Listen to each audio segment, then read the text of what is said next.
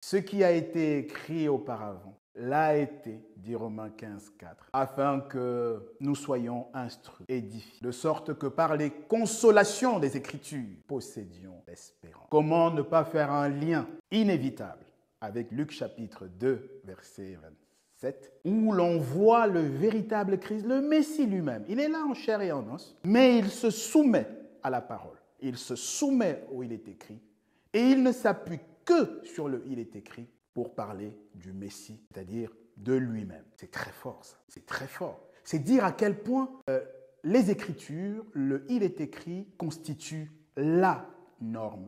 Il n'y en a point d'autre s'agissant de l'éternité, s'agissant du royaume Messie. Luc 2, 27, il explique qui est le Messie, il révèle des choses le concernant à ses auditeurs, à ses interlocuteurs, en feuilletant, en citant Moïse, en citant tel prophète, en citant tel autre prophète. Mais à la limite, aujourd'hui, beaucoup de ministres chrétiens, pour faire un euphémisme, parlent d'eux-mêmes ou de ce qu'ils appellent dorénavant leur père spirituel ou encore ce qu'ils appellent les généraux de Dieu. Vous savez, vous avez pu noter, si ce n'est pas le cas, faites-y attention. L'inflation des titres est une spécialité chrétienne. Généraux de Dieu, révérend planétaire, évangéliste international, prophète des nations et que sais-je, que du bluff. Parce qu'au bout du bout, ce qui compte,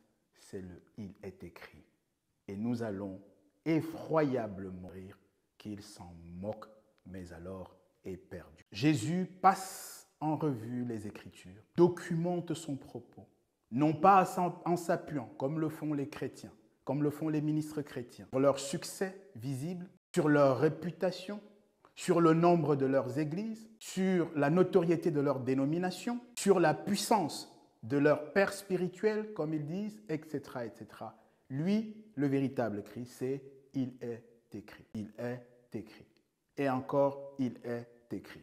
Et encore, il est écrit. Encore et toujours, il est et rien d'autre. Vous comprenez, mesdames, messieurs, distingués ministres du christianisme, que ma démarche est simplement celle d'un retour où il est écrit. Elle ne comporte aucune intention provocatrice ou désobligeante. Loin s'en faut.